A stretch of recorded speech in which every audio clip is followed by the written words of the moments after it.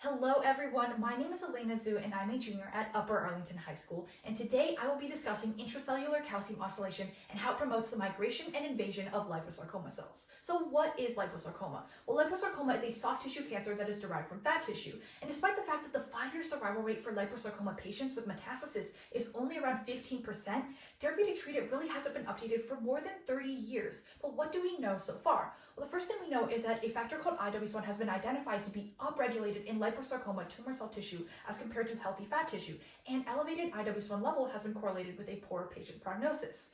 And in addition to that, intracellular calcium oscillation has been found to regulate tumor migration and metastasis. And so I hypothesize that IWS1 promotes liposarcoma cell migration and metastasis by regulating intracellular calcium oscillation.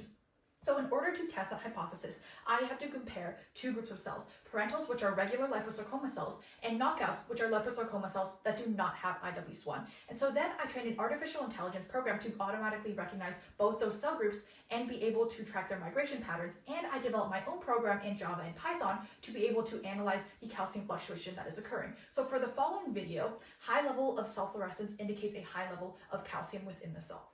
And so as you can see here, the parentals are blinking much more frequently, which indicates more calcium oscillation as compared to the knockouts, which are remaining relatively stable. And ultimately, what we've found is that for two parameters, both speed and acceleration, the parentals are traveling faster and accelerating more in comparison to their knockout counterparts. And in addition to that, they're oscillating much more frequently at a peak-to-peak interval of around 120 seconds versus 190 seconds. And so why is this study important?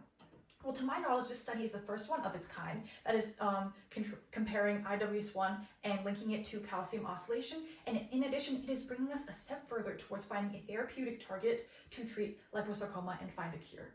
Thank you so much.